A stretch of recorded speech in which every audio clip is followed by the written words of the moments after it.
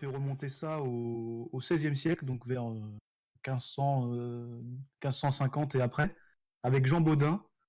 Donc Jean Bodin, pour ceux qui ont fait du droit, c'est vraiment un des plus grands jurisconsultes de cette époque. Donc un grand juriste, très bon connaisseur, un des meilleurs connaisseurs de l'époque des lois, et qui appelait ça le parti des politiques.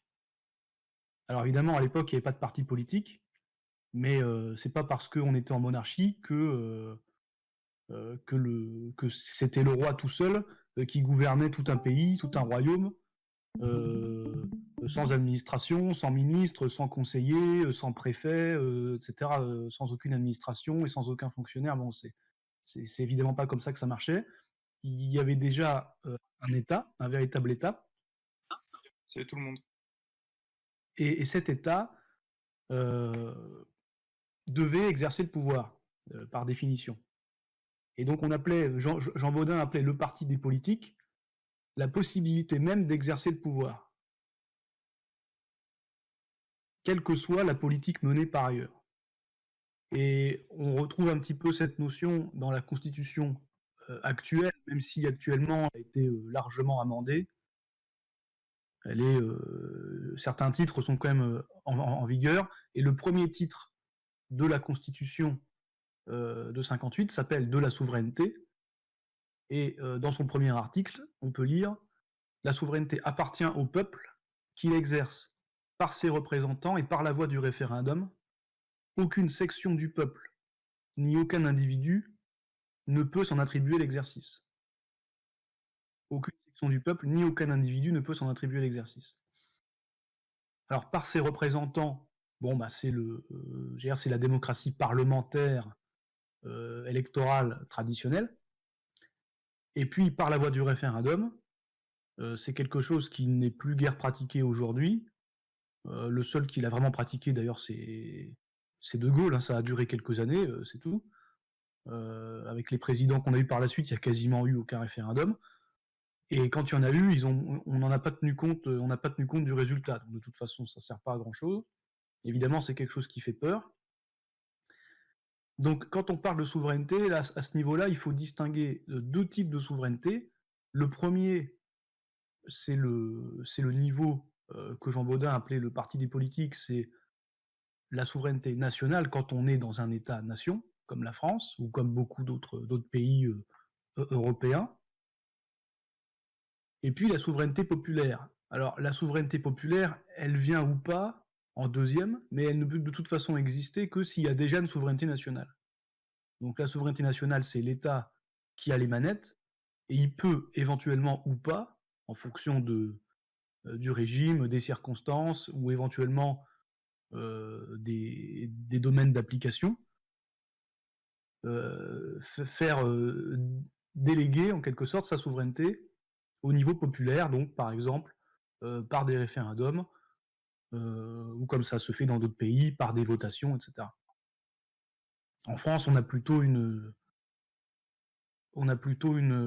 délégation personnelle via les élus. Bon, c'est comme ça. Donc, si on résume un petit peu tout ça, la souveraineté, c'est toutes les manettes qui permettent de gérer l'État. Donc tous les pans de souveraineté, alors ça va être la souveraineté législative, la souveraineté judiciaire, tout ce qui touche aux frontières, la souveraineté territoriale. Alors quand on parle de frontières, c'est comme pour la libre circulation, on parle des hommes, des marchandises et des capitaux, on parle des trois. Alors évidemment, maintenant, il y a tout ce qui est numérique, hein, qui n'a pas de frontières, mais bon. On parle de la monnaie, on parle de la politique économique, de la politique étrangère, de la politique diplomatique, militaire, etc. On parle de plein de domaines qui sont des prérogatives régaliennes, qui sont des prérogatives de l'État. Donc ça, c'est la souveraineté. Alors, si on met maintenant le vocabulaire sur les différents plans, si on résume un peu, le souverainisme dans cette optique-là, ce serait simplement un principe philosophico-politique. Si on met en relation le nationalisme là-dedans, Le nationalisme, ce serait du coup une doctrine politique qui, pour exister, pour être effective en tous les cas, a besoin que l'État soit déjà souverain. On imagine assez mal un régime nationaliste, on pourra revenir après précisément, mais c'est-à-dire qui, au sens très très large du terme, en tous les cas, veut le pouvoir pour non pas pour le bien individuel des gens, mais pour l'intérêt supérieur national. Donc, c'est évident que dans ce cadre-là, il faut que l'État ait les manettes. Et puis le patriotisme qui, lui, est un sentiment. Hein, le patriotisme, c'est pas une politique, c'est pas une doctrine, c'est pas un principe, c'est un sentiment individuel qu'on peut avoir ou pas, et qui peut d'ailleurs, qu'on peut perdre, qu'on peut gagner, etc. Bon, qui peut être fluctuant avec le temps. Et en plus, ça veut pas forcément dire grand-chose aujourd'hui parce que il peut s'appliquer à un pays ou à un régime, mais de la même façon qu'on aime son pays, par exemple, on peut très bien être en désaccord avec la politique qui est menée. Donc dans ce cas-là, qu'est-ce qu'on fait? Bon. Est-ce qu'on soutient quand même son pays ou pas devant telle ou telle décision? Bon. C'est les autres questions, mais en tous les cas, il faut la souveraineté, il faut le pouvoir. Alors, qui peut exercer le pouvoir politique? Donc évidemment, la haute fonction publique et les élus et ceux qui ont le pouvoir effectif. Mais qui pourrait l'avoir autrement? C'est-à-dire que si jamais l'État n'est pas souverain, on parlerait qui récupérerait sa part de souveraineté? Alors, ça pourrait être des États tiers, un pays qui est plus puissant qu'un autre et qui en profite. Ça pourrait être une institution internationale, on reviendra après dessus. Ça pourrait être une organisation nationale que l'État éventuellement lui-même a mis en place en tant qu'autorité indépendante, il y en a de plus en plus. Je pense par exemple à la HALDE pour tout ce qui touche aux droits de l'homme. Ou ça peut être tout ce qu'on peut imaginer de groupes de pression, de lobbies, de communautés organisées, etc. Donc toutes ces franges-là, on peut même en imaginer des autres, pourraient s'accaparer une partie au moins du pouvoir lorsque l'État ne l'assume pas.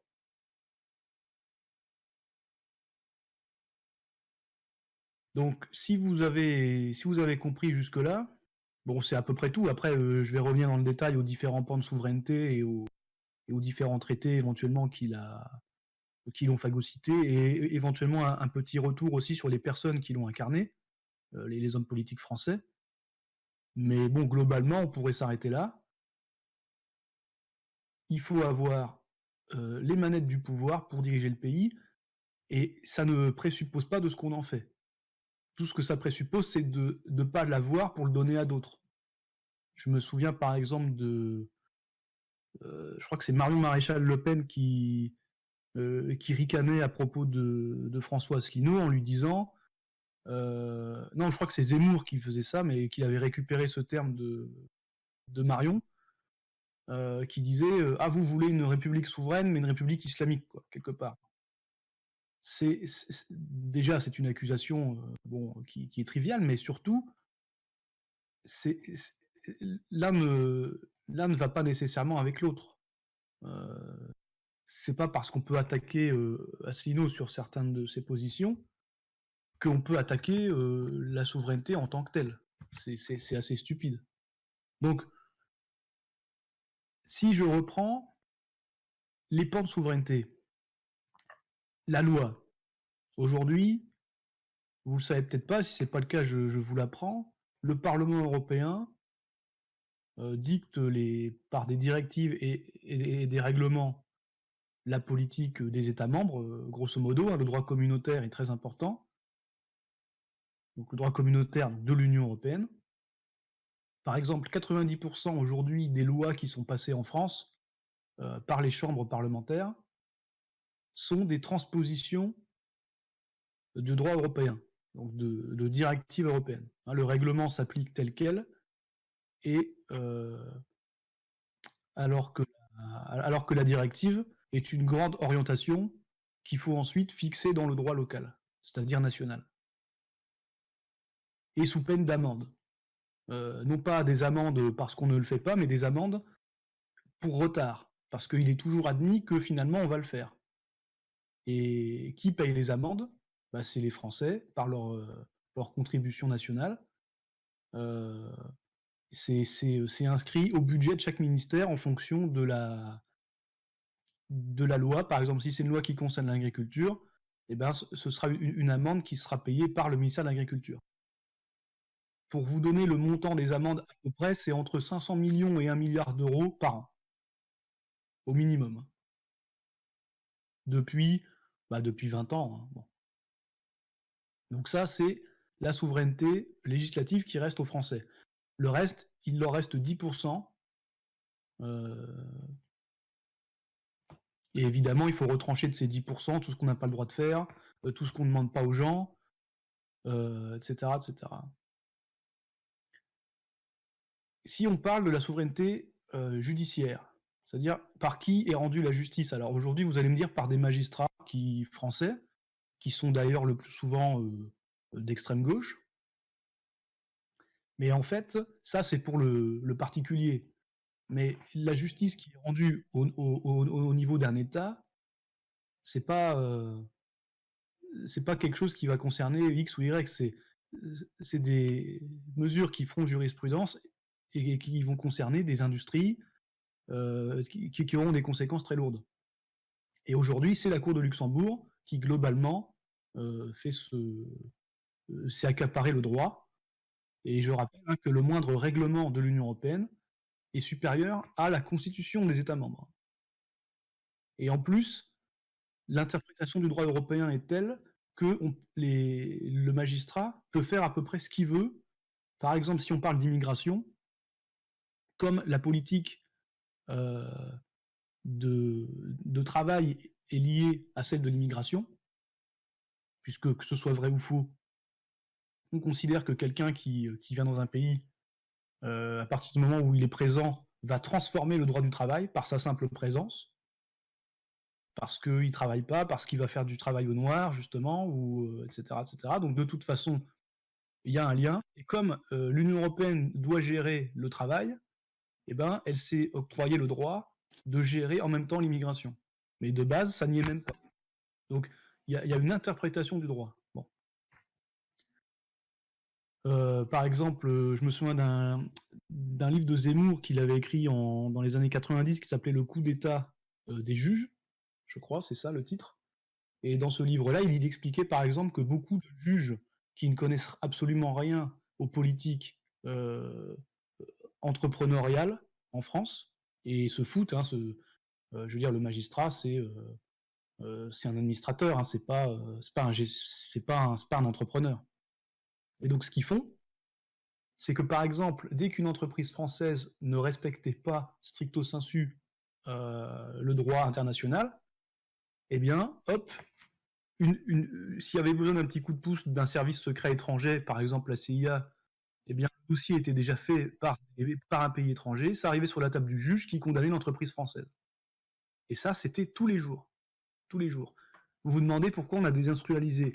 La désindustrialisation, c'est pas qu'une politique, c'est aussi un résultat, qui est parfois le résultat qui n'est pas pensé au niveau politique, simplement qui est le résultat de la situation et in fine décrété par un magistrat.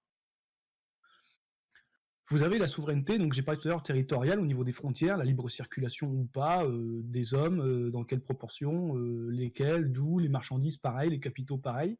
Ben, aujourd'hui, en France, l'État français n'a pas la main là-dessus, très très peu. Vous avez Schengen, vous avez plein de lois internationales qui encadrent non seulement l'immigration, mais aussi le libre-échange, qui est sanctuarisé par l'Organisation mondiale du commerce quand même, rien que ça. Et puis vous avez les capitaux, vous avez d'un côté le capital qui existe, et vous avez d'un côté tout ce qui est paradis fiscal, offshore, etc., y compris au sein de l'Union européenne d'ailleurs. Je pense à des pays comme l'Irlande ou le Luxembourg. Vous avez la monnaie, le franc. Je rappelle que quand on avait le franc, qu'est-ce que signifie franc? Quand on dit parler franchement, ça veut dire parler librement. Hein, le franc, c'était le synonyme de liberté. D'ailleurs, ça avait été créé pour libérer un roi, justement, pour qu'il soit libre. Bon. Donc le pays, généralement, achète sa liberté en émettant et en gérant sa propre monnaie.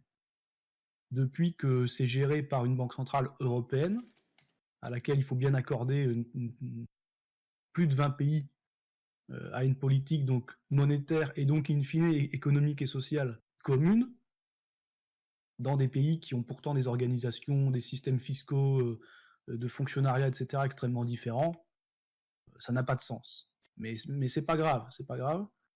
Bon, encore un pan de souveraineté qui s'en va. La politique étrangère, aujourd'hui, elle est généralement dans le cadre des États-Unis. C'est très difficile pour un diplomate français de faire ce qu'il veut, ou en tout cas de faire ce que ne voudrait pas que fasse la diplomatie américaine. Donc il y a une inféodation comme ça assez claire. Et puis, pour ne pas parler de politique militaire, dans le cadre de l'Union européenne, c'est la politique étrangère et de sécurité commune et l'OTAN. L'OTAN, dont même Trump ne veut plus, puisqu'il ne comprend pas à quoi ça sert, et qu'il est un des derniers à le payer, mais quand même, certains autres en profitent que le président américain. Donc tout ça, ce sont des pans de souveraineté. Le dernier est parti, c'était la politique budgétaire. Je rappelle que la prérogative historique d'un parlement, d'une première chambre parlementaire, c'est pas de faire les lois, c'est de fixer le budget de l'État. Et en fait, aujourd'hui, depuis 2012, avec le traité sur la stabilité, la coordination et la gouvernance, le budget est passé sous le contrôle de la Commission européenne, sous le prétexte, pour ceux qui se souviennent, des fameux 3%. Donc c'était pour moi le dernier pan de souveraineté qui restait, qui est parti en 2012, en fait en 2013, avec l'entrée en vigueur du TSCG. Les traités précédents qui ont amené à cette situation, il y en a eu un peu avant, mais globalement on peut remonter au minimum au traité de Maastricht en 92. D'ailleurs, c'est Maastricht qui fait l'euro. À l'époque, on appelait l'écu, qui fait la monnaie commune et unique. Le traité de Lisbonne, qui est la Constitution européenne de 2005, qui est un texte constitutionnel. Et le traité d'Amsterdam de 97, qui place essentiellement tous les pays membres sous le joug de la Cour de justice de Luxembourg. Voilà.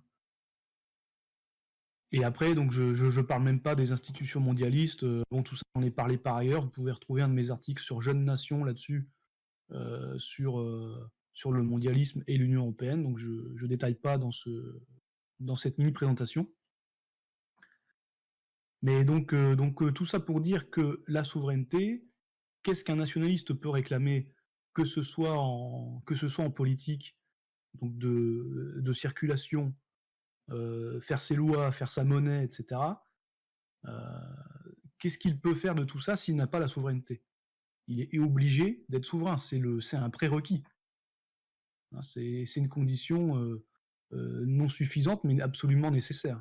Quelle est l'importance du souverainisme dans un pays comme la France? En fait, dans n'importe quel pays, j'ai envie de dire, c'est en fait le fait d'en être ou pas n'a pas d'intérêt, pas d'importance. Moi, je suis français, donc évidemment, c'est normal que la France soit souveraine. Mais après, je vois pas non plus pourquoi, si moi je défends ma souveraineté, quelle légitimité j'aurais à l'ôter à quelqu'un d'autre. À dire, par exemple, la Belgique, par contre, ne doit pas avoir de souveraineté. Si je fais ça, déjà, je suis incohérent. Et puis, qu'est-ce que ça m'apporterait? Ça veut dire quoi? Ça veut dire que c'est moi qui vais devoir gérer J'ai autre chose à faire, de toute façon, en tant que pouvoir, tu vois.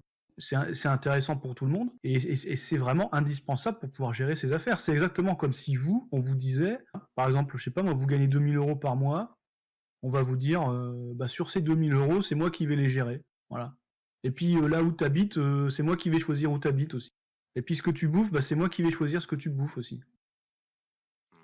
Et puis d'ailleurs, là tu t'es marié ou tu t'es fiancé, mais je suis pas d'accord. Moi je vais te donner telle personne. Tu vas te marier, tu vas vivre avec telle personne. Et puis tu voulais faire 2 enfants, c'est pas raisonnable.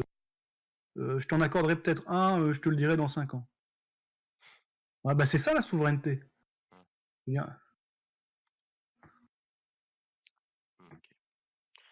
Alors, on va Et commencer les juste, questions. juste pour compléter la question, en fait, on ne parlait pas de souveraineté avant essentiellement le traité de Maastricht parce que la question ne se posait pas parce que par définition, il n'y avait personne pour la manger. Donc si jamais elle n'était pas assumée par l'État, c'est parce que l'État était peut-être faible, ou parce qu'il était désinvolte, ou ce qu'on veut, ou corrompu.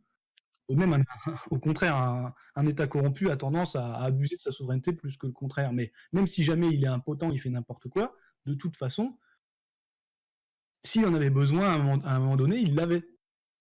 Donc la question de la perdre se pose vraiment depuis, on va dire, la fin des années 80 avec l'acte unique et le début des années 90 avec le traité de Maastricht et puis la création de l'OMC après les accords du GATT en 1994. Donc c'était quelque chose qui allait de soi jusqu'à cette date-là. On ne se posait pas la question. Le souverainisme commence à exister à partir du moment où on le perd. Hein. On dit, c'est un peu comme la valeur de l'eau dont on prend la mesure une fois que le puits est à sec. C'est exactement la même chose. Donc c'est pour ça que c'est une problématique très récente et pas du tout dépassée ou quoi, comme je peux le lire dans certains commentaires, bon, enfin qui sont justement la raison pour laquelle je fais cette discussion ce soir.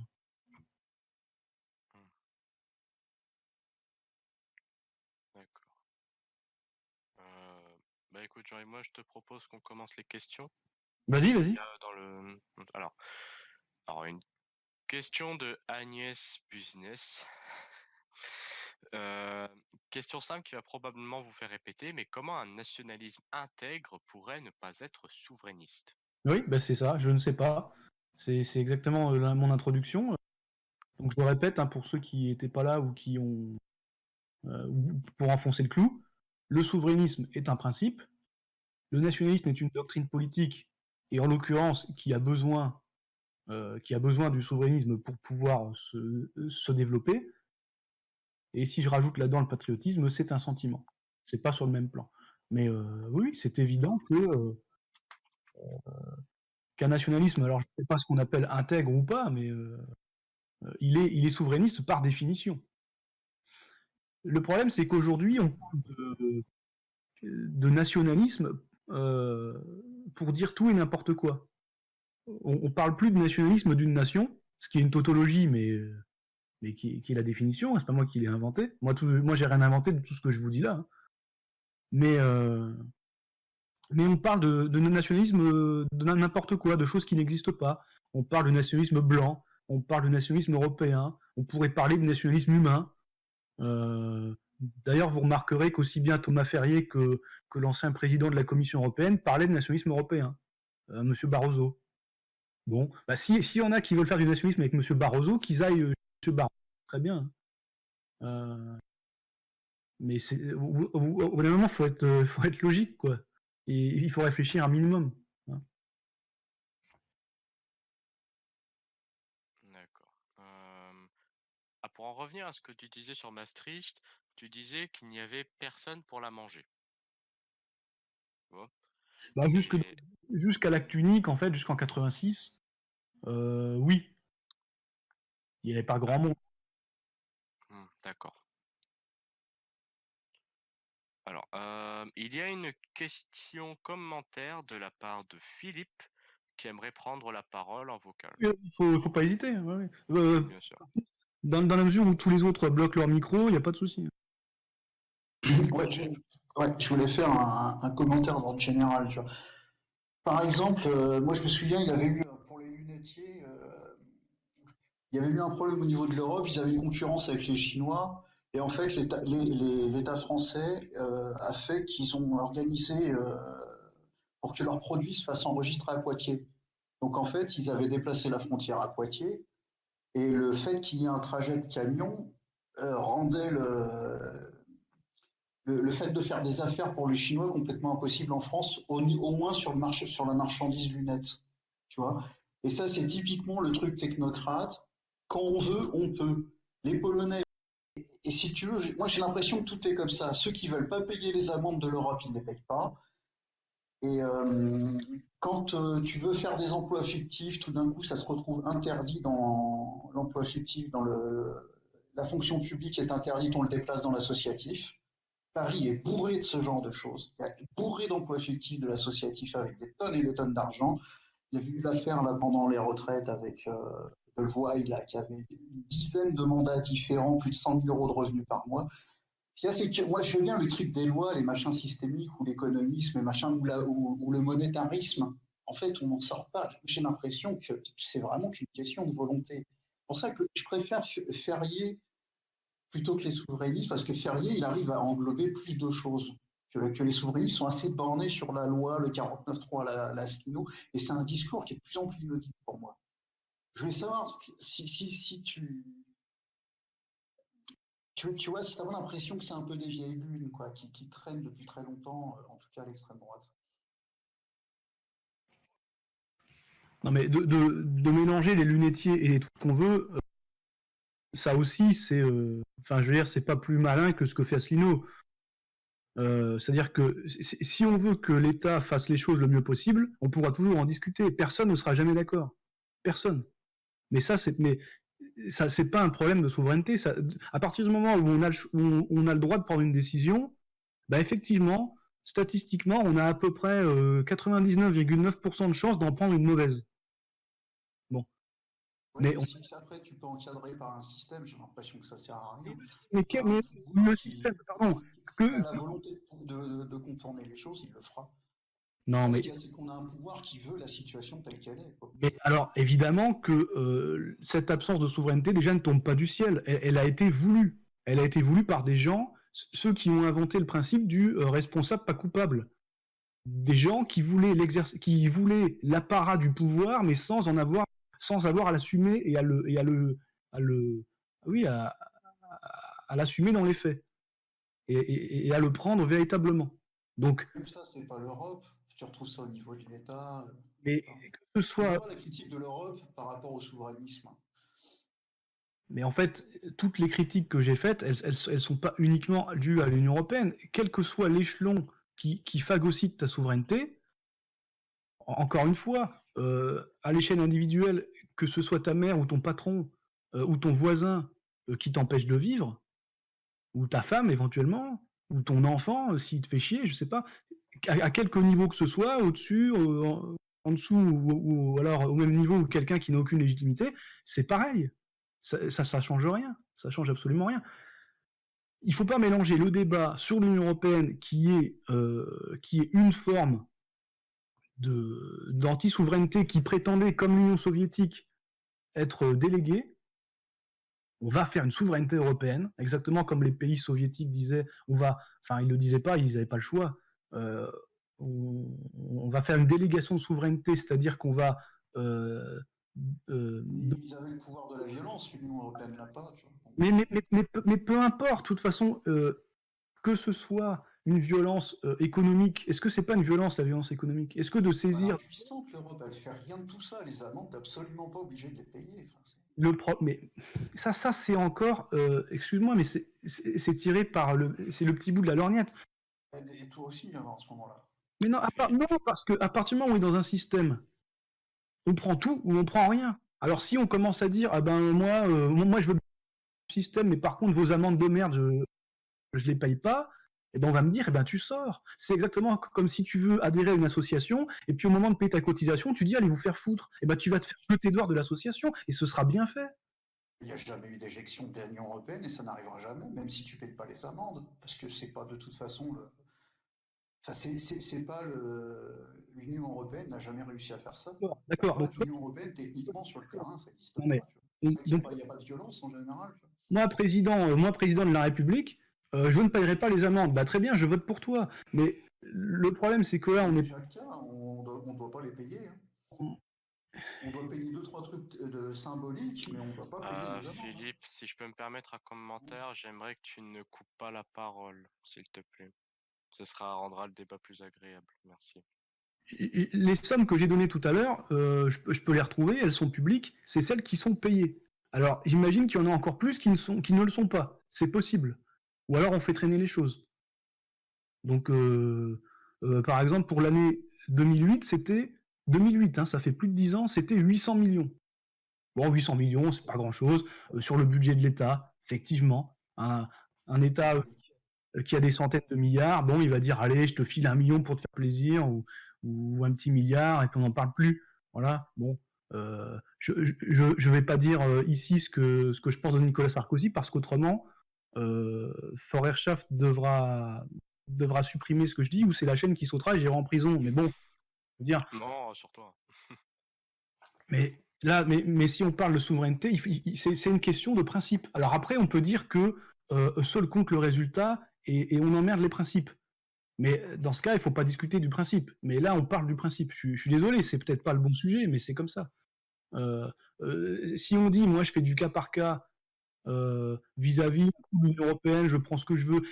La France est un pays important dans l'Union européenne, effectivement.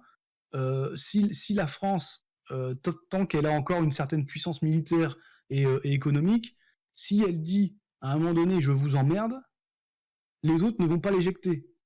Parce que c'est la France. Parce que sans la France et l'Allemagne, il n'y a pas d'Union européenne. Alors que si c'est un pays, je ne sais pas moi, comme l'Irlande, ils vont les foutre dehors, ils s'en foutent. Ou même l'Espagne aujourd'hui, ça se trouve, ils seraient prêts à les foutre dehors, si jamais il y avait trop de problèmes avec eux. Donc le problème ne se pose pas de la même façon pour tout le monde. Mais ça c'est vrai pour tout, mais là c'est pas une question de principe. Après c'est une question d'essayer de faire ce qu'on peut faire. Par exemple, si un homme politique se sent pousser des couilles, comme c'était le cas sous De Gaulle et un peu sous Pompidou, et comme ça a été même un petit peu le cas sous un Premier ministre qui avait l'air de moins payé de mine, comme Édouard Balladur, il a parfois utilisé, Édouard Balladur par exemple, le compromis de Luxembourg. Vis-à-vis de l'Union européenne, le compromis de Luxembourg permettait de ne pas stopper une décision communautaire, mais d'en être exempté au nom de la sauvegarde de ses intérêts vitaux. Bon. Mais c'est un principe qui a été invoqué très très rarement par les différents premiers ministres. Mais le problème n'est pas de dire le principe existe, donc c'est bon, je suis sauvé. Non, parce que si tu n'as pas un chef d'État ou un chef de gouvernement qui a les couilles de le faire, il ne faut pas que le système repose sur une personnalité. Si on parle de principe, il faut que ça repose sur le système lui-même. Voilà. Donc après évidemment, en fonction de la stature des hommes politiques, ils peuvent eux-mêmes essayer de jouer avec ça. Ils peuvent poser leurs coups, ils peuvent imposer leur volonté, ils ont un certain charisme, etc. Mais ça, c'est pas de la souveraineté, ou c'est de la souveraineté individuelle, si on veut, mais ou alors on peut faire du bluff, on peut faire tout ce qu'on veut.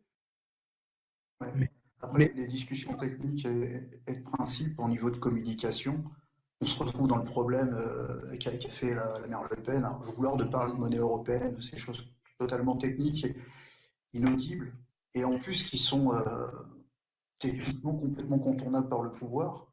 Mais le problème, oui, mais... Tu vois, pas discuter du souverainisme aujourd'hui, ça me paraît un peu foufou, quoi, dans la communication, les problématiques de la France, quoi.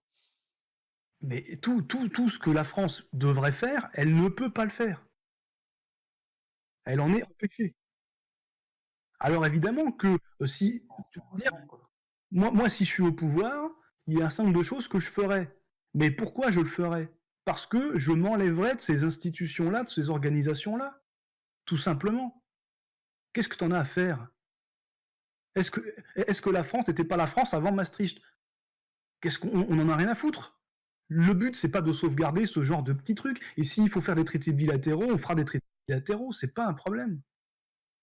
Et je ne vois pas pourquoi on aurait peur d'assumer ça. Au contraire, ça rendra les choses très claires. Alors après, tu parles de Marine Le Pen, parce que Marine Le Pen, déjà, première chose, elle comprend rien. Et deuxièmement, elle est exactement comme les autres politiciens, elle fait la politique des sondages. Alors elle regarde, je ne sais pas quel institut lui a dit les Français ont peur de la sortie de l'euro, alors elle met dans son programme qu'on ne va pas sortir de l'euro. Et puis après, ils vont mettre ceci, alors elle va dire qu'on fait ceci.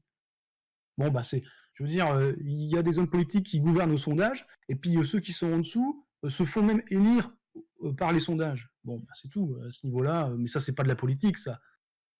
C'est Ouais, historiquement, c'était pas tellement les sondages, c'était Le Pen, il misait sur les passages télévision parce que c'était ça qui faisait les élections. Et en fait, c'est les journalistes qui les ont fermés dans ces thématiques-là. Et pour ça, c'est des pièges de communication. Donc oui, il a raison de puisque tu renoncer à ces discussions sur la monnaie ou la souveraineté qui sont des machines à perdre. Mais c'est pas des machines à perdre puisqu'on a gagné en 2005. C'est parce que les hommes politiques justement ne comprennent pas vraiment les enjeux et qu'un coup ils disent oui, un coup personne n'y comprend rien. C'est de leur faute à eux. Les gens, ils ont tout à fait compris, les gens qui sont responsables et qui savent comment on gère, selon l'expression consacrée, en bon père de famille, bah, ils savent très bien qu'on gère à peu près l'État comme on gère son patrimoine normal. Et que quelqu'un qui n'y arrive pas n'y arrivera pas plus au niveau de l'État, et encore moins. Et ils ont bien compris que si on n'a pas le pouvoir et qu'il est donné à d'autres, qu'est-ce qui va se passer? Bah, on court à la catastrophe, parce que si les autres exercent le pouvoir pour nous, c'est pas une mise sous tutelle qu'on réclame quand on est fou et qu'on veut quand même que son budget soit bien géré. Il sera pas bien géré. Tu sais, en 2005, c'est déjà les Gilets jaunes et Étienne Chouard. C'est là qu'il a commencé. C'est plutôt cette sociologie-là. Les gens Les qui gens se n'ont pas défoulent. voté en 2005 à Nous, cause d'Étienne la Chouard. destitution de Giscard, tout le monde en avait rien à foutre. Personne n'a voté pour ça. Bon, ben, en fait, bon, moi je veux bien qu'on ait ce débat, et puis on peut dire exactement comme disait. De toute façon, les gens, d'ailleurs, c'est pour ça qu'ils ont, parce qu'ils ont réussi à dire, de toute façon, on s'en fout. Les gens n'ont pas voté pour la réponse, ils ont voté contre Chirac. On fait ce qu'on veut. Bon, et ben continuez à faire ce que vous voulez, il n'y a pas de problème. Moi, ce que j'essaie d'expliquer, c'est qu'il faut avoir la souveraineté. Je ne dis pas qu'il faut parler de ça à tout bout de champ. Je dis que c'est la base du pouvoir. Voilà, c'est tout. C'est pas autre chose. Ou la base du pouvoir, c'est peut-être de faire rêver. Mais on peut, non mais Messieurs, moi je vous propose qu'on fasse une petite interlude, hein, histoire de un petit peu changer le sujet. Alors, Victor, tu tentes t'as tort, excuse-moi si j'écorche ton pseudo, possède une question. Mais du coup, est-ce que le manque de souverainisme en France ne serait pas le symptôme de la tentative des progressistes français de justement nier le souverainisme des pays les plus pauvres d'Europe?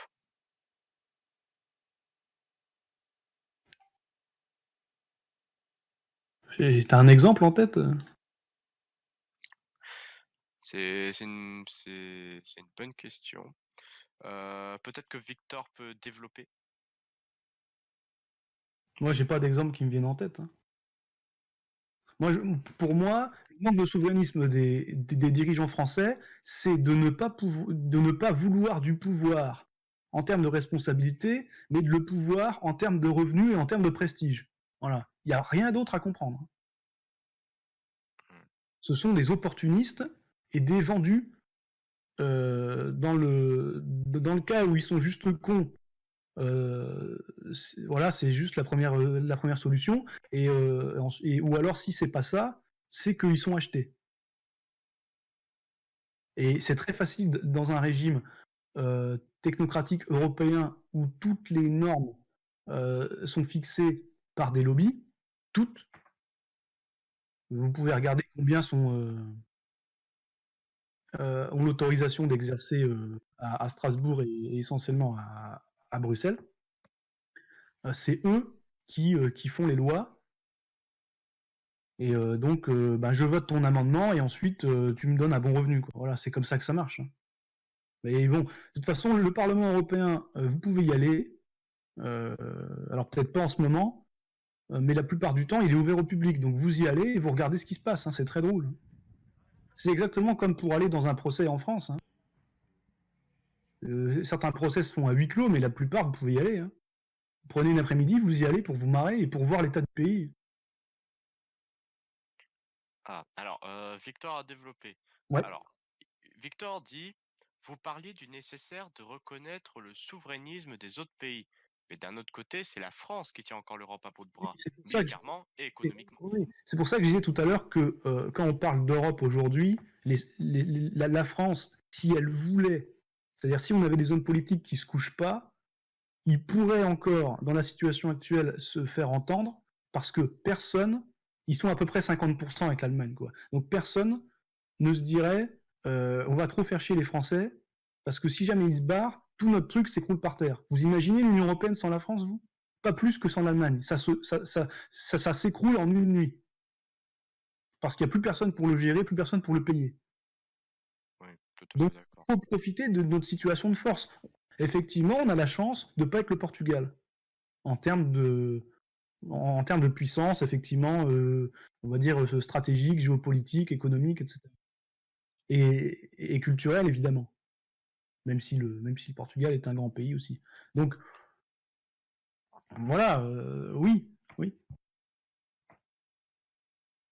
Mais justement, à la limite, ça devrait créer des souverainistes, s'ils ne sont pas en principe, on va dire des souverainistes pragmatiques dans ce cas, de fait. Mais même pas, même pas. Ils en profitent même pas. Ils se couchent avant qu'on leur demande. C'est ça qui est terrible.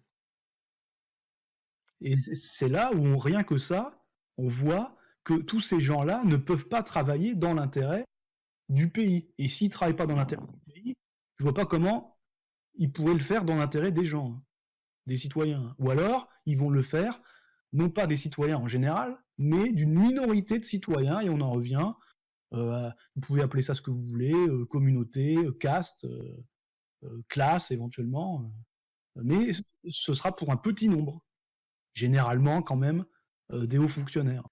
Alors, commentaire de Agnès Business, en fait, il y a deux camps.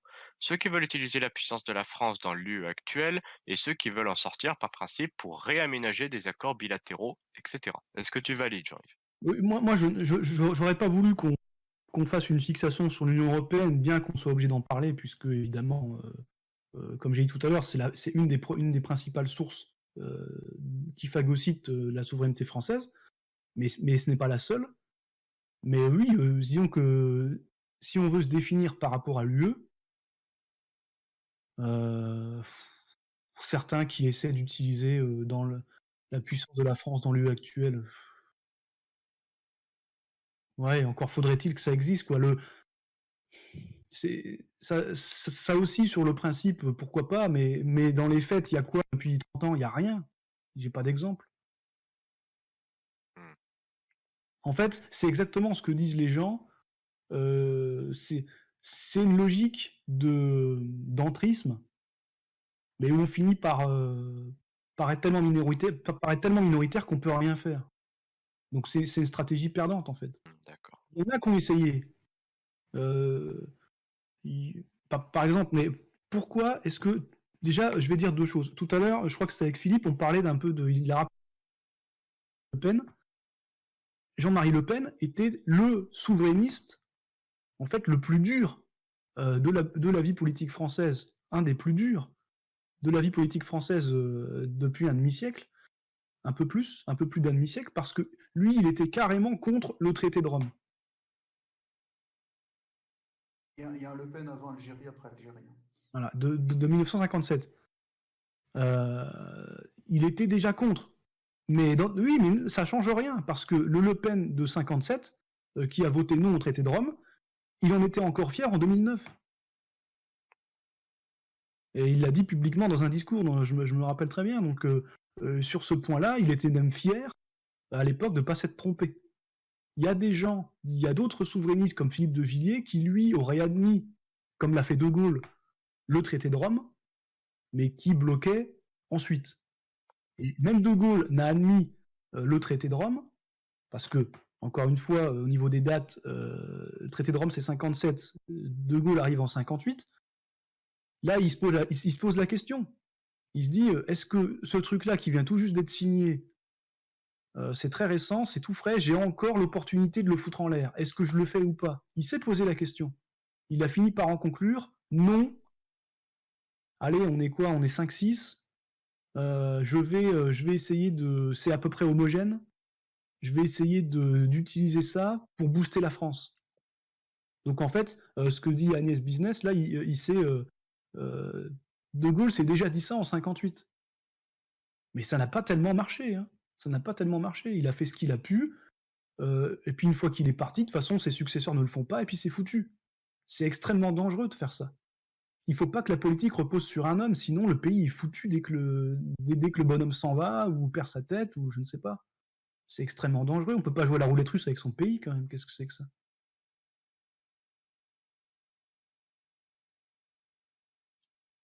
Oui, parce que tu dis est pertinent, en effet. Faut surtout pas faire ce genre de choses. Faut pas tout, comment dirais-je, faut pas tout mettre sur le hasard. Ça, c'est clair que c'est pas forcément la meilleure idée de cette décennie. En tout cas, donc le fait de parler de l'Union européenne, on peut faire l'avantage de l'Union européenne pour comprendre la souveraineté, c'est que ça attaque de partout. Hein, vous l'avez vu sur les frontières, sur la justice, sur le législatif, sur la monnaie, sur la diplomatie, même sur la politique militaire, etc.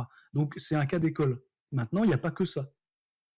Et avec des hommes politiques qui sont de base, qui sont des faibles, ils n'ont même pas besoin de ça non plus pour prendre de mauvaises décisions ou pour ne pas prendre leurs responsabilités. Hein, il faut être honnête. Hein.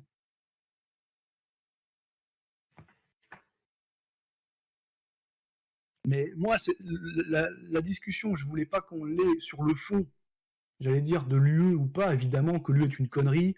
Euh, euh, je renvoie. De toute façon, on juge l'arbre à ses fruits, et puis c'est pas la peine de polémiquer pendant 1000 ans. Tout a été dit. Encore une fois, je renvoie à mon article sur Jeune Nation. Mais par contre, je voulais plus insister sur l'appellation de souverainiste parce que j'avais l'impression que c'était un clivage et le mini clash avec les auditeurs le prouve, c'est que c'est un terme qui est mal compris. Donc moi, tout ce que je voulais faire, c'était essayer de le faire comprendre et ne pas commencer à partir sur des parties de billard à 3 bandes. Oui, le plus important de toute façon, c'est que l'appellation de souverainisme soit comprise. C'est le but majoritaire de cette discussion.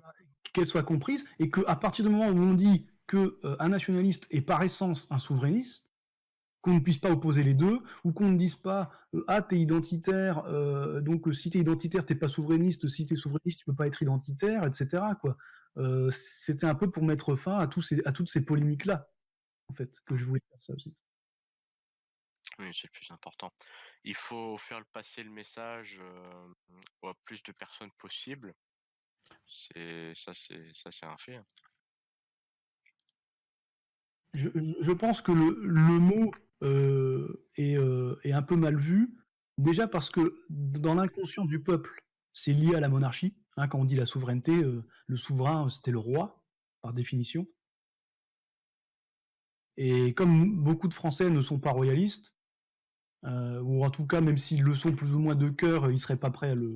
C'est pas un système qui leur plaît aujourd'hui, même s'ils peuvent avoir une certaine nostalgie historique, liée encore une fois à la puissance. Hein. Ils aimaient pas la monarchie parce que, comme les gens de Napoléon, quoi. Ils aiment pas Napoléon parce qu'il est petit. Ils aiment Napoléon parce qu'il a conquis l'Europe.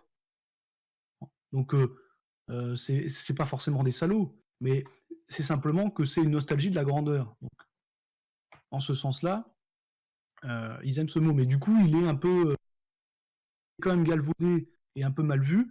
Et puis, il y a aussi le mot d'euroscepticisme que la presse a énormément employé pendant des années pour qualifier les souverainistes. On disait eurosceptique. Philippe de Villiers, il n'était pas eurosceptique, il savait à quoi s'en tenir. Hein. Il doutait pas une seule seconde hein, de la nocivité de l'institution. Donc le terme euroscepticisme, ça vient de l'anglais britannique et ça a été incorporé tel quel au vocabulaire médiatique français, mais en fait ça n'a pas beaucoup de sens. Donc,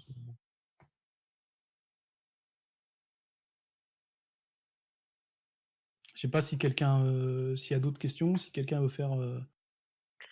Oui, si vous avez des questions, n'hésitez surtout pas à les poser. Genre, Regarder un peu le fil. Voilà sur le sujet du souverainisme. S'il y a quelque chose que vous ne comprenez pas encore au souverainisme, que ça soit au niveau de l'appellation, que ça soit au niveau du souverainisme, tout simplement. Voilà. La Hongrie souveraine en URSS. Ouais. Oui, exactement. Jean-Yves, d'ailleurs, tu disais précédemment, c'est une question personnelle qui n'a pas forcément de rapport. Tu disais, voilà, je te cite, l'Union européenne est une grosse connerie. Oui. Bon, voilà. Après, moi, je pense que ça dépend. L'Union européenne actuelle, c'est une bêtise. Moi, je suis d'accord. Mais je pense qu'il devrait tout de même y avoir une sorte d'union commerciale, voire politique, au sein de plusieurs nations. Parce que bon, c'est quand même un truc continental européen. Je sais pas ce que tu en penses là-dessus. Et j'en pense. Je me souviens du débat très récent entre Thomas Joly et Thomas Ferrier. Et c'est exactement ce qu'expliquait Thomas Joly. C'est que, imaginez, vous n'arrivez déjà pas à faire l'unanimité, loin de là, des nationalistes en France. Mais vous allez réussir à le faire au niveau de l'Europe. Philippe, tout à l'heure, parlait de rêve. Oui, effectivement, c'est un rêve. Ouais. Effectivement, mais à un moment donné, il faut se réveiller. Hein. Les rêves, c'est bien, mais une fois qu'on a passé la nuit, on est en pleine forme et voilà. Il faut se mettre debout, quoi. Oui, je vois. Oui, c'est vrai que c'est forcément c'est plus réaliste. C'est-à-dire, en fait, c'est quelqu'un qui dirait on est 5 dans une pièce, on n'arrive pas à se mettre d'accord, donc on va se mettre à 50. Et là, on va y arriver à se mettre d'accord. Est-ce que vous avez déjà fait des réunions dans votre travail, si vous faites un travail où parfois c'est en équipe, ou alors parfois il faut gérer ou coordonner différentes équipes? Est-ce que vous animez ou est-ce que vous participez à des discussions dans des réunions professionnelles ou pas forcément professionnelles, ça peut être des syndics de copropriété, des bureaux d'association, etc. Est-ce que vous êtes retrouvé dans ce genre de cas? Est-ce que vous voyez comment ça marche une négociation? Est-ce que vous voyez le temps qu'on perd à ergoter sur des conneries avec, en plus, imaginez les arrière-pensées, les non-dits et la carotte, le gâteau qu'il y a derrière quand on parle d'État et qu'on ne parle pas simplement de copropriétaire ou d'une association musicale ou de jeux d'échecs. Essayez d'imaginer ça, c'est pas possible. Les pays ont leurs intérêts. Si jamais les gens de ces pays-là arrivent par miracle à se mettre d'accord déjà sur leurs intérêts, déjà il faut qu'ils soient de bonne foi et ensuite qu'ils soient lucides. En admettant que la vérité soit une, et qu'ils l'aient tous, ou alors qu'ils acceptent de s'abstenir ceux qui ne la voient pas et qu'ils laissent les autres décider. On a le droit de ne pas avoir un avis sur tout. Et donc essayer de transposer ça au niveau de plusieurs nations, de plusieurs peuples qui s'expriment dans plusieurs langues, qui n'ont pas la même histoire, qui n'ont pas les mêmes alliances, qui n'ont pas les mêmes intérêts, parce que au bout d'un moment, en fait, on en revient là, ils n'ont pas les mêmes intérêts. Dans un couple, vous avez les mêmes intérêts normalement. C'est-à-dire le but, soit avant, soit au moment où vous formez votre couple, c'est de vous dire, à partir de maintenant, on aura les mêmes intérêts. Mais les intérêts franco-allemands, excusez-moi, je les vois toujours pas. Alors vous rajoutez là-dedans une vingtaine de pays, ça n'a aucun sens. Le seul sens que ça peut avoir, c'est un sens pour le parti de l'étranger, pour diviser, pour occuper, pour ergoter, et éventuellement pour dominer de l'extérieur, pour imposer ses hommes, ses groupes de réflexion, parfois ses budgets, son vocabulaire. Hein. Je vous ai dit tout à l'heure le vocabulaire de 2012, le traité sur la stabilité, la coordination et la gouvernance. Ce mot de gouvernance, d'où est-ce qu'il sort? Qu'est-ce que c'est que la gouvernance? Ça n'existe pas en français, la gouvernance. C'est un mot qui vient du monde du business et qui a été incorporé au monde politique il y a moins de 10 ans. On va dire 15 ans, quoi. À la base, on parle d'une gouvernance pour une banque. c'est pas du tout un vocabulaire politique, ça, c'est un vocabulaire anti-politique. Je suis d'accord. Mais bon, effectivement, de faire valider son budget national par une commission de 15 pelés à Bruxelles, effectivement, c'est anti-politique aussi. Il y a une forme de cohérence, je suis d'accord. Alors, une question de Victor encore, bon, un peu rigolote. Est-ce que Jean-Yves reconnaît le souverainisme de la Suisse? Bah, la Suisse est un pays, oui, qui essaie en tout cas de protéger sa souveraineté. Alors, elle a échoué il y a quelques années à conserver son secret bancaire. Et c'est quand même, mine de rien, en train de la foutre dans la merde. Alors, ils ont de l'avance, mais avec le temps, ça va décliner. Mais en tous les cas, c'est un pays qui, globalement, tient quand même à ses intérêts et qui, en plus, réussit à accorder la souveraineté nationale avec une certaine forme une forme assez évoluée d'ailleurs de souveraineté populaire qui passe par les votations quasi permanentes. Mais il ne faut pas oublier, de toute façon, les pays comme la Suisse, comme l'Allemagne, comme les États-Unis d'Amérique sont des pays fédéraux. Donc ils sont déjà dominés en principe par le principe de subsidiarité et ils sont déjà habitués à avoir des délégations de souveraineté d'échelon en échelon. Donc pour eux, c'est assez naturel. Mais pour un pays comme la France, c'est assez tragique parce que dès que le pouvoir central se détache d'une prérogative, il la perd complètement, il n'a plus rien. Il n'y a pas de parlement de Bavière ou de parlement d'Écosse comme au Royaume-Uni ou de parlement de l'Arkansas ou du Wisconsin aux États-Unis pour rattraper le coup. C'est perdu. Par exemple, l'Allemagne, les Länder allemands ont plus de marge de manœuvre pour fixer leur programme scolaire land par land que la France dans l'Union européenne. Et pourquoi ? À cause de ce problème d'échelon. Et puis parce que c'est pas fondamentalement un pays fédéral.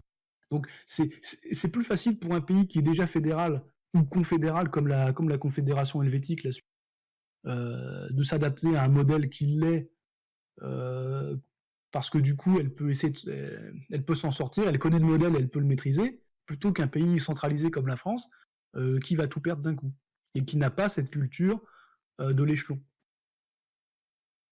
Et qu'on ne parle pas des départements, c'est fini. Hein. Les départements, les cantons ont été détruits au profit des intercommunalités, des communautés de communes, et puis maintenant des régions, voire de ce qu'ils appellent les eurorégions, les districts européens. Hein, le but, c'est de faire des trucs à cheval sur plusieurs pays, encore une fois, pour détruire toute substance nationale derrière. Je ne vois pas comment on peut se dire nationaliste et accepter ce genre de choses.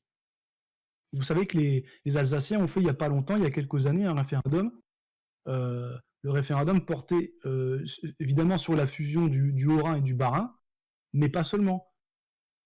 Derrière, c'était aussi sur une espèce d'euro-région entre l'Alsace et la Saxe.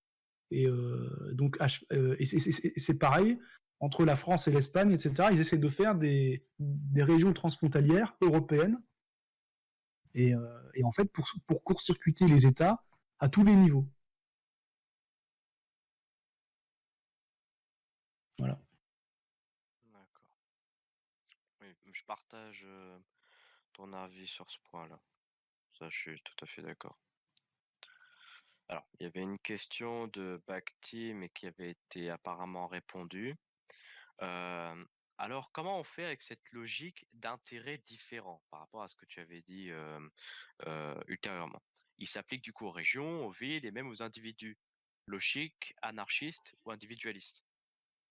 Mais justement, le but d'une politique nationaliste, c'est précisément de mettre de côté les questions individuelles, et quand le pouvoir se pose une question, il va toujours, en théorie, hein, dans une optique nationaliste, réagir et répondre à la question en fonction de l'intérêt supérieur du pays.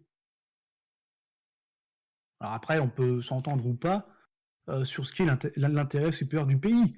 Ça n'empêche pas les querelles de stratégie, de technique, de tactique, etc. Ça n'empêchera pas les débats et les discussions, bien évidemment. Mais au moins, on saura sur quelle base on part. Le souverainisme, c'est pas une recette que... Où est-ce que j'ai vu? Oui, c'est Agnès Buzyn qui dit... Enfin, Buzyn, oui. Il n'y a pas de recette miracle, c'est effectivement ça, mais par contre, on est d'accord sur le principe et sur la finalité. La finalité, c'est le point de vue qui va primer, c'est le national. On n'est pas obligé de faire ça. Mais dans ce cas, qu'on ne se dise pas nationaliste. On n'est pas obligé de se dire que les Français sont maîtres chez eux en France. On a tout à fait le droit de dire que ça doit être les Allemands ou que ça doit être un commissaire européen nommé par chaque pays de l'Union européenne. On a le droit. Mais qu'on ne se dise pas nationaliste dans ce cas. Qu'on se dise, moi je suis pour une technocratie européenne. Très bien. Vous ne serez pas les premiers, vous ne serez pas les derniers, vous inquiétez pas. Hein. Mais c'est pas ce que j'appelle un résistant. Pour le dissident, comme maintenant le terme de la fachosphère, c'est le dissident. Le dissident, là c'est du collabo, quoi. Je parlais tout à l'heure de l'Union soviétique, la souveraineté de la Hongrie en le dissident, ouais.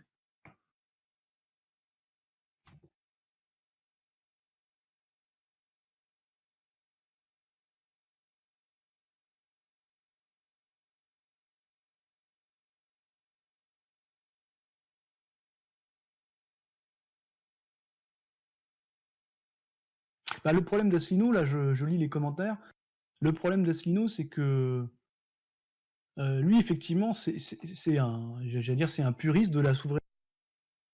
Moi je suis d'accord là-dessus. Le problème c'est, on a l'impression que ce qu'il veut en faire, en fait c'est la même chose. Donc tout ça pour ça, je comprends pas bien quelle est sa finalité, mais sur le principe souverainiste, oui, globalement, il a globalement raison. Pardon, excusez-moi. J'ai quelques problèmes de microphone. Ça me fâche. Enfin.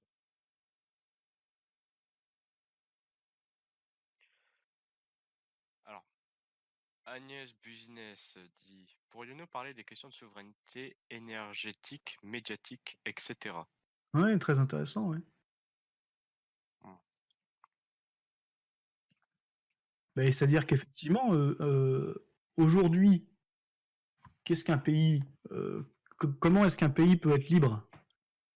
Bon, moi j'ai parlé du régalien, mais il y a aussi tout ce qui ne l'est pas. On a parlé de l'industrie, il y a les services. Aujourd'hui, par exemple, quand je dis vous, moi je me mets dedans, hein, on va se plaindre par exemple parce que telle plateforme de réseaux sociaux a supprimé notre conférence, par exemple. Ou même notre compte, parfois à vie, sur tel réseau social. Et bien, ça ne serait pas forcément arrivé si l'État pouvait contrôler ça. Le problème, c'est que on n'a pas d'internet à nous, on n'a pas de réseaux sociaux à nous, ils sont tous américains ou russes ou chinois, pour les plus gros. Et ensuite, il y a une sous-traitance étrangère pour la censure de ces plateformes. Donc il y a plusieurs niveaux où on est absent. Et après, on se dit, ah bah merde, bah oui. Je veux dire, donc sur le big data, il faut faire un truc en France. Sur l'IA, il faut faire un truc en France. Sur l'énergie, il faut essayer le plus possible d'être autosuffisant, d'être autonome. Sur le plan médiatique, alors là, sur le plan médiatique, je comprends moins la question, parce qu'on a nos propres journaux, même si, je veux dire, on n'est pas financé par l'URSS, quoi. Bon, après, ils sont globalement... les patrons de presse sont globalement vendus, bah oui, parce que... et encore, pas forcément tous, mais... Bon, disons qu'il y a des salauds, oui, qui ont de l'argent et qui achètent des médias pour faire leurs affaires. Donc c'est sûr que. Et j'imagine qu'on pourrait très bien mettre en place des lois pour que ça ne soit pas le cas. Hein. Souveraineté médicale, bah, là, la crise sanitaire montre qu'effectivement c'est important. C'est la même chose dans l'armée. Si demain il y a la guerre, parce que Emmanuel Macron dit aujourd'hui on est en guerre contre un virus, demain on est en guerre contre un pays étranger, on a le même problème. On n'a pas de munitions. On a des armes dont on ne fait pas les munitions. Parfois ça va être le contraire. On va avoir une munition et ça sert à rien, il n'y a pas d'arme qui va avec. On n'a plus de matériel, on n'a plus rien. Les Américains nous coupent le GPS, on n'a plus rien. On ne sait même plus s'orienter. Tous nos systèmes de géolocalisation tombent par terre. Il suffit que les Américains ils décochent un truc sur leur système GPS mondial. Le projet Galileo s'est enterré depuis 10 ans. Je veux dire, c'est ça la souveraineté.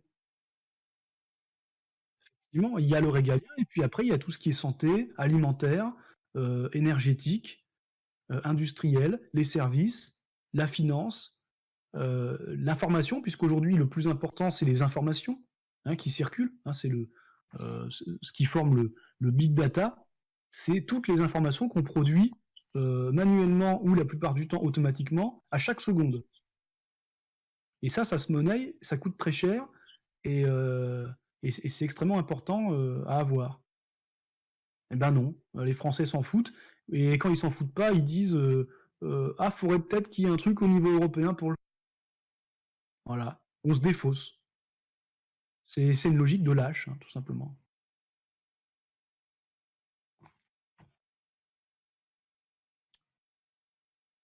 La communication, oui, d'accord. Donc c'est pas médiatique, communication.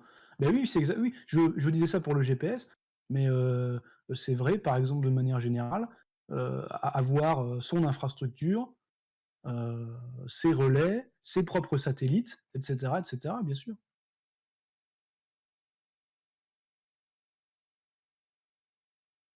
La souveraineté, c'est pas d'être un parasite comme Free qui utilise les antennes et l'infrastructure de Bouygues ou de France Télécom, de Orange.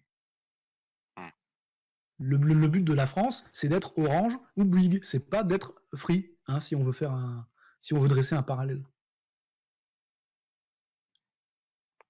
Ah, Jean-Yves, on a une question de Bhakti. Pensez-vous qu'utopiquement, la souveraineté se soumet aux religieux, que le pouvoir temporel se soumet au pouvoir spirituel? Êtes-vous d'accord avec ça? Bah, au niveau politique, non. Là, on parle de souveraineté politique.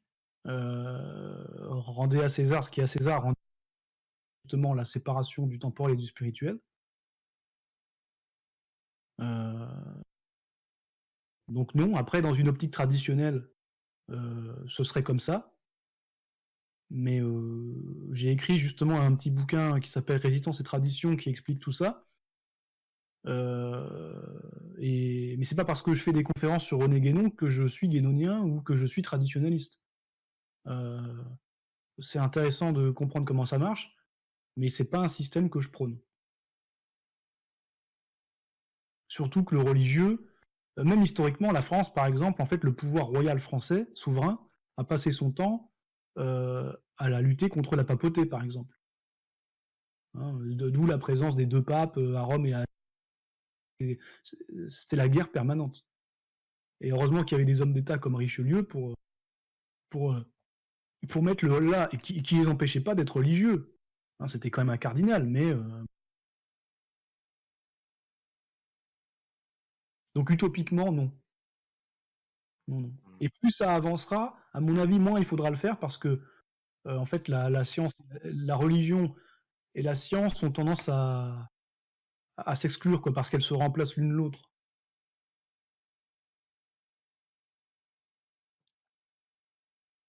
Alors, alors il y a Vincent le Baïonnet qui souhaite poser une question. Il ne sait pas s'il a été répondu. Mais si le Conseil de l'Europe est si puissant comparé aux nations, pourquoi les différents dirigeants sont des idiots has-been comme Juncker ou Charles Michel? Pourquoi Macron démissionne pas pour se présenter à ce poste? Mais enfin, moi, je veux bien répondre aux questions. Bon, je vais le faire parce que l'autre jour, je l'ai pas fait, on m'a reproché de pas. Je veux dire, c'est pas la personne elle-même. C'est comme si vous demandiez qui est le président de la Suisse, qui est le président de la Confédération helvétique. Personne ne le connaît. Et il change tous les 2 ans, personne ne le connaît. Alors que tous les Suisses connaissent les 5 derniers présidents français. Donc, en termes d'aura individuelle, c'est plus intéressant d'être un président français que d'être un président de la Confédération helvétique sur la scène internationale. Mais Oui, ça fait sens. c'est pas pour ça que la Suisse, elle est pas souveraine. Elle est plus souveraine que la France. Donc les deux termes n'ont rien à voir. On met en regard un système qui est Juncker ou Charles Michel ou ma grand-mère, ça changera rien. C'est pas eux, c'est pas Monsieur Juncker qui fait la politique. C'est un système technocratique d'ensemble, un système avec des dizaines de milliers de lobbies, avec des dizaines de milliers de hauts fonctionnaires internationaux européens. C'est pas une personne. C'est pas une dictature tyrannique gérée par une personne. C'est pas ça. Donc c'est des questions. Soit elle est naïve, excuse, soit c'est du troll et c'est bon quoi.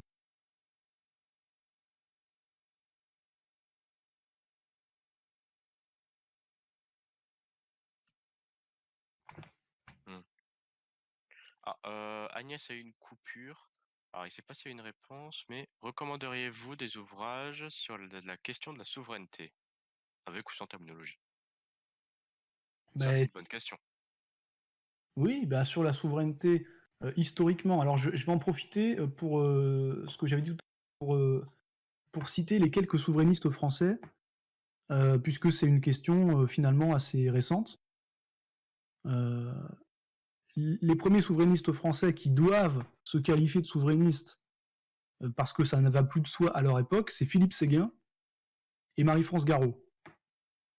Et dès la fin des années 80 et le début des années 90 se greffent dessus des gens comme Charles Pasqua, Philippe de Villiers et un peu après le seul homme de gauche, Jean-Pierre Chevènement. D'ailleurs qui est de gauche mais qui est pestiféré à gauche. Et après vous aurez d'autres personnes, Dupont-Aignan, Asselineau, Montebourg à gauche, mais bon, c'est essentiellement à droite en fait. Et puis le principal liant de toute la, j'allais dire de toute la théorie de la souveraineté, c'est Paul-Marie Couteau. Alors dans ce cas, j'aurais plutôt tendance à recommander les Couteau. Il a écrit un bouquin sur Clovis qui est en fait un prétexte à un essai sur la souveraineté. Je recommande aussi son bouquin Être ou parler français, qui est excellent, où il parle de la souveraineté qu'on a oublié, la souveraineté linguistique. Est-ce qu'on doit parler anglais ou est-ce qu'on doit imposer le français, que ce soit dans le vocabulaire quotidien, de la technologie, ou bien des discussions internationales, de la diplomatie, des assemblées comme le Parlement européen, etc. Celui dont le droit est dans sa langue, avantage non négligeable dans la négociation. J'en ai parlé la dernière fois quand je parlais de De Grelle, quand il discutait avec des gens comme Hitler ou Himmler, avec des interprètes, le fait de connaître la langue et d'avoir un coup d'avance, déjà, ça peut aider. Alors, si en plus tous les textes sont faits dans son type de droit, droit anglo-saxon, droit latin, etc., droit germanique, eh bien, ça change tout. Ça change vraiment tout. D'ailleurs, quand on parlait des amendes tout à l'heure pour retard de transposition de directives européennes, souvent, c'est pas parce que les lois tardent à être transposées dans le droit français, c'est pas parce que les parlementaires ne veulent pas le faire. Parce que vous avez la grande majorité des parlementaires ont envie de le faire. Simplement, ils savent pas comment s'y prendre parce que les termes juridiques et les principes juridiques des droits issus de l'Union européenne n'existe même pas en droit français. Donc il faut déjà créer les principes avant de pouvoir faire la loi. Par exemple, quand vous avez tous les mots ethniques en France, ça n'existe pas. Dans le droit français, l'ethnie n'existe pas. Donc quand vous avez un droit germanique et un droit anglo-saxon qui ne parlent que de ça, eh ben, vous êtes démunis, donc vous ne pouvez pas transposer votre directive. Alors que dans d'autres pays, ils peuvent le faire facilement, directement. Donc l'importance de la langue. Donc je peux répondre à la question. Les livres de Paul-Marie Couteau là-dessus, et puis les livres de Philippe de Villiers. Donc sur la souveraineté, qu'est-ce qu'il a écrit sur la souveraineté pure? Là, il faudrait dans sa bibliographie, mais le dernier sur l'Union européenne, je crois que j'ai tiré sur le fil du mensonge, c'est exactement ça. Et puis après, il y a d'autres livres. Par exemple, il a consacré un bouquin aux négociations du traité d'Amsterdam, justement, qui met la France sous la coupe de la Cour de justice de Luxembourg. Donc ça peut être intéressant pour voir comment ça fonctionne. Voilà. La machination d'Amsterdam, ça, c'était en 98, puisque le traité d'Amsterdam, c'est 97. La 51e étoile du drapeau américain, là, c'était en 2003, il avait anticipé le traité transatlantique, qui finalement a été reporté au dernier moment grâce à l'élection de Donald Trump. Et ça, c'était la divine surprise. Sinon, on serait dans le TAFTA exactement comme on est avec le Canada. Voilà. Voilà pour la littérature sur le souverainisme est assez pauvre, hein, puisqu'encore une fois, c'est quelque chose de très récent. Mais par contre, si vous voulez vous imprégner de ce que c'est que la souveraineté sans le savoir, eh ben vous avez les œuvres des grands États. Parce qu'eux, ils ne partageaient pas leur souveraineté. Hein, ils la gardaient pour eux et pour leur pays. Que ce soit De Gaulle, que ce soit Richelieu, que ce soit qui vous voulez. Hein. Bon. Et puis ici, vous avez très récent, là, l'ouvrage collectif qui est dirigé par Pierre-Yves Rougeron, qui s'appelle Pourquoi combattre, où vous avez beaucoup d'articles sur la souveraineté à tous les niveaux. Donc je pense que si Agnès Business n'a pas lu cet ouvrage, je pense qu'avec toutes les questions qu'elle pose, ça ne pourra que l'intéresser.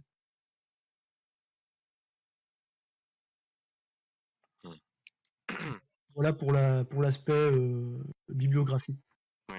Et puis mon propre ouvrage, hein, évidemment, La France face au mondialisme, c'est exactement sur ce sujet. Hein. Donc là, vous avez tout. Hein. Alors, on a 2 questions, Jean-Yves. Mmh. Alors, question de Pierrot le Boucher. La souveraineté peut-elle servir de moteur à une sécession pour la France ou une reconquête du pouvoir? Si oui, sous quelle forme? Fédérale, féodale, etc.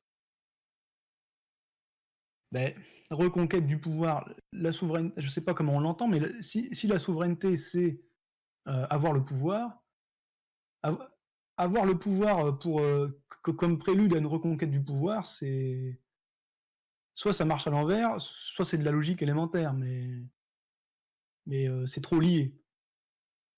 Et après, reprendre le pouvoir sous quelle forme?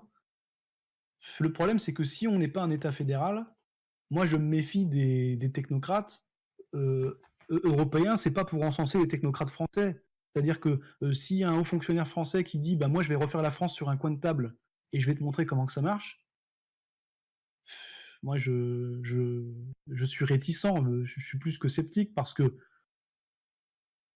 c'est encore une fois c'est une tautologie, mais si la France est comme elle est, c'est parce qu'elle est comme elle est et pas comme elle n'est pas. Donc si on essaie de la tordre dans tous les sens pour que ça marche autrement, ça marchera pas longtemps parce que c'est pas sa nature. Donc j'ai du mal à croire à une France fédérale ou confédérale. J'ai beaucoup de mal. Ça n'empêche pas de revoir les institutions et peut-être de mettre un petit peu plus d'assouplissement et plus de principe de subsidiarité. C'est-à-dire que s'il y a une discussion pour faire un rond-point, effectivement, c'est la commune et le département qui vont s'en charger et on va pas faire un vote en Alsace pour savoir si on fait un rond-point dans une commune de Champagne-Ardenne. Donc ça, je veux bien. C'est même très bien. Plus qu'aujourd'hui. Mais à part ça, il faudrait pas non plus qu'il y en ait plus, quoi. Encore une fois, on n'est pas un pays fédéral par essence. C'est naturel pour des pays comme la Suisse et l'Allemagne. Ça s'est fait comme ça pour des pays d'Amérique du Nord comme le Canada et les États-Unis, mais la France n'est pas comme ça. S'il y en a qui se sont trompés de pays, je suis désolé. Hein. On peut pas effacer 2000 ans d'histoire et ça n'a...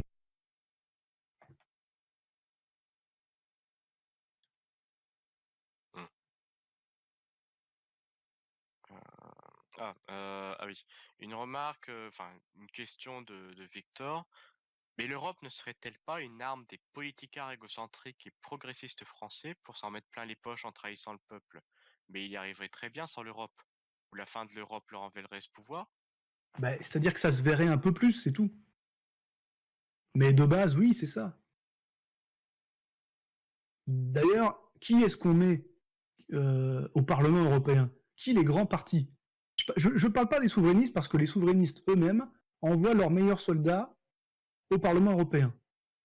Il n'y a que Dupont-Aignan qui a préféré conserver son siège à l'Assemblée nationale, mais Jean-Marie Le Pen, Philippe de Villiers, les principaux souverainistes en France ont voulu aller au Parlement européen plutôt que siéger au Palais Bourbon.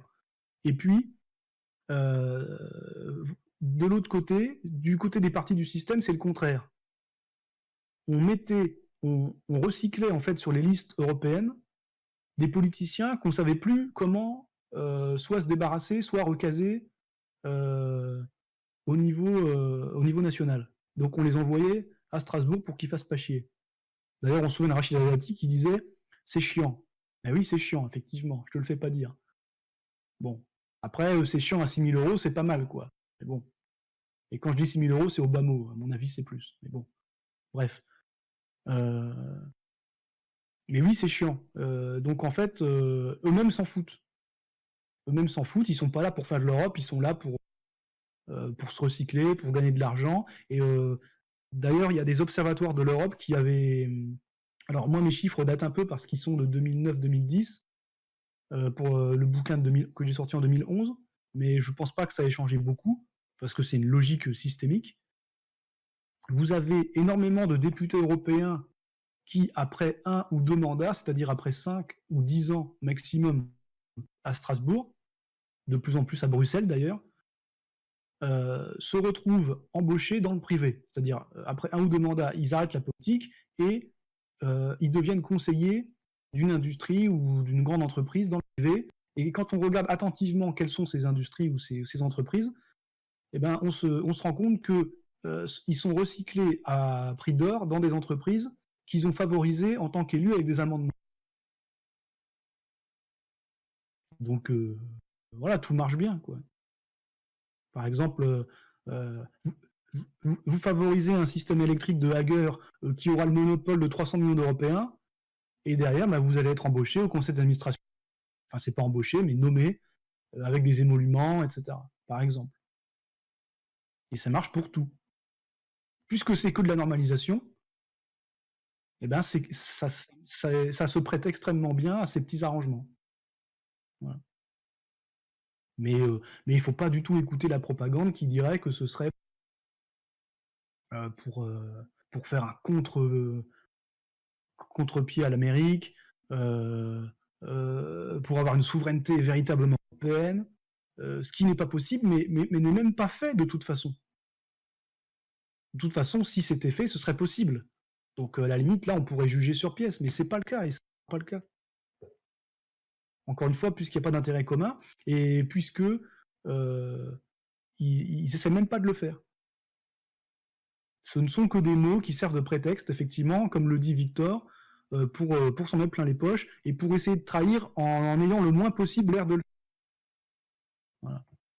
Alors après, sur la dernière partie de la question, ils y arriveraient très bien sans l'Europe. Encore une fois, oui, mais ça se verrait plus. Ou alors non, parce que le nombre de places, à un moment donné, est limité. Quand on ouvre 900 places de plus au Parlement européen Et quand on multiplie ça par autant de conseillers, de lobbyistes, de parlementaires, d'assistants, etc., et de hauts fonctionnaires, et ben ça multiplie, là ça décuple, ça démultiplie complètement les possibilités. Et puis la fin de l'Europe leur enlèverait ce pouvoir, et ben c'est la raison pour laquelle ce machin est encore debout. C'est uniquement pour ça, à mon avis. C'est pas parce que ça marche, c'est pas parce que ça produit de bons résultats, c'est uniquement parce que ça permet de caser beaucoup de gens. Voilà.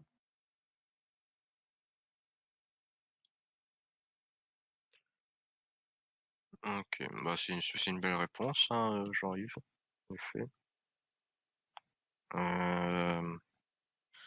Alors, ben, du coup, je vais vous inviter tout le monde à poser vos questions. Est-ce que vous avez encore des questions? N'hésitez pas, c'est le moment. C'est pour la notion du souverainisme. Note, remarque, sachez que ça sera enregistré, probablement aussi uploadé sur YouTube, de manière à ce que vous puissiez, pour ceux qui n'étaient pas là au début, voir ce qui s'est dit, etc., pour mieux comprendre le terme de souverainisme. Non, justement, Bhakti, ça a déjà été dit au début. Je pense que, en fait, on va pas perdre trop de temps. Je sais pas si Jean-Yves pense pareil que moi, mais on va pas se répéter sur Oui, des c'est ça, on a choses. déjà dit, effectivement. Voilà, Ouais. tu regarderas la vidéo, Bhakti. Ça sera beaucoup mieux. Non, il y a pas de souci, sois pas désolé. Mais ça serait mieux que voilà, parce que sinon on va tourner en rond et en plus si c'est téléchargé, uploadé sur YouTube, bah, la vidéo elle tournera en rond aussi et c'est pas forcément ce qui est souhaitable. C'est du coup voilà.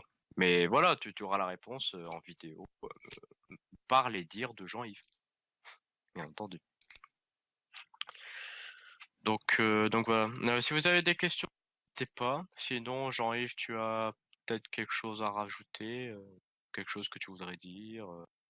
Non, bah, si je dois résumer, Oui, un résumé, ce serait pas mal, je pense. pas résumer sur ce que j'ai dit de la souveraineté, Oui, oui, bien sûr. mais ce que j'ai dit du souverainisme que doctrine, c'est la base. Vous n'êtes pas obligé de mettre ça en avant dans la mesure où ça devrait couler de source. Mais il faut bien comprendre que pour exercer le pouvoir, encore faut-il en avoir les manettes. C'est pas si évident que ça, première chose. Il faut pas rejeter le terme parce que vous n'aimez pas certaines personnes qui peuvent vulgariser. Pas parce que vous n'aimez pas Asselineau qu'il faut rejeter le souverainisme, hein, par exemple.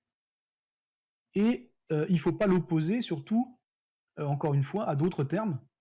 J'ai explicité tout à l'heure avec le nationalisme, hein, dont c'est la base, ou même avec l'identitarisme, qui normalement doivent se combiner intelligemment.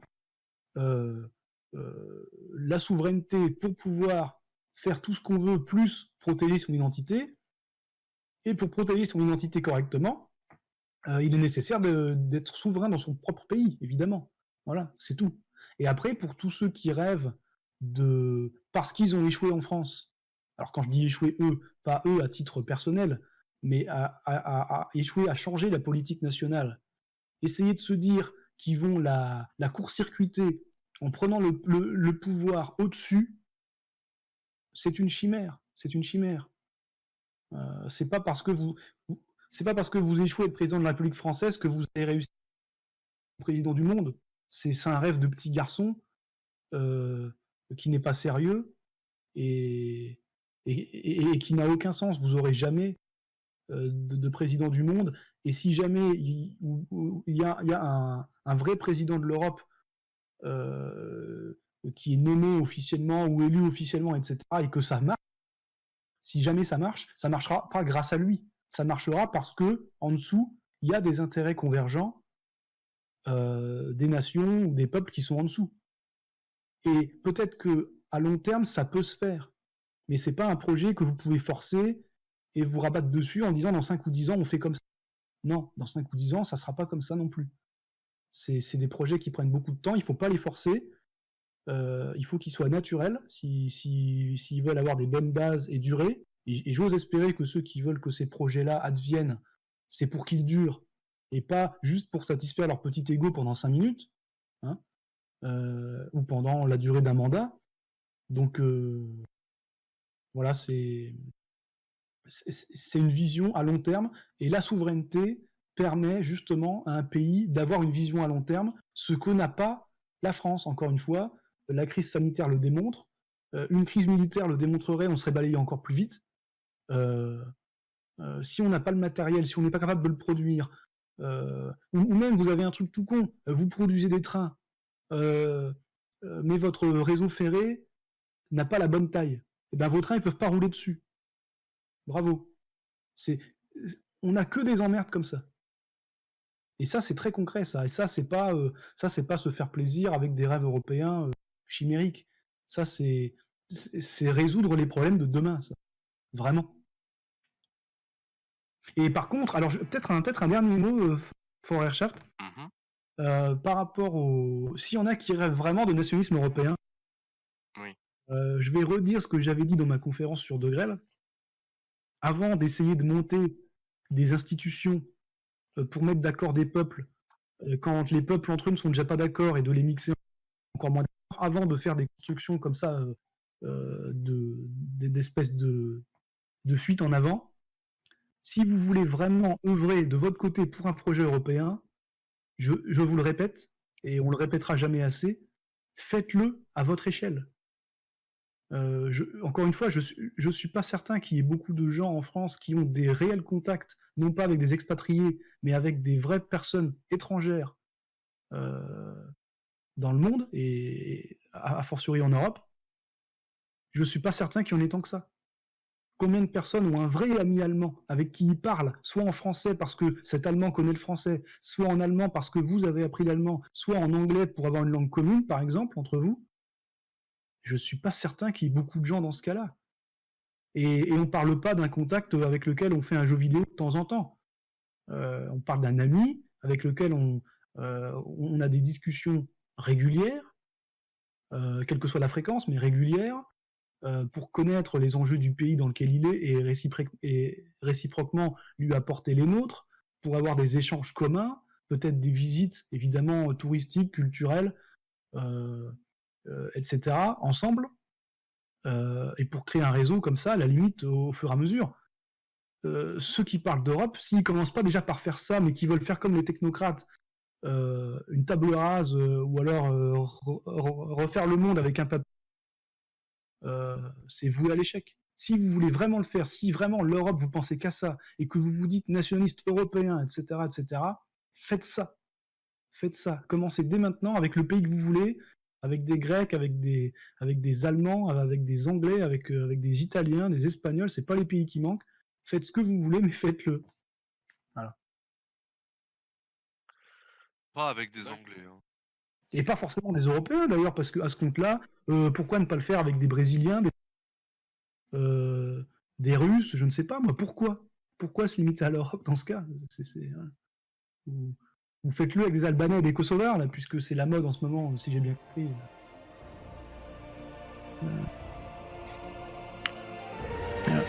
Bah écoute, Jean-Yves.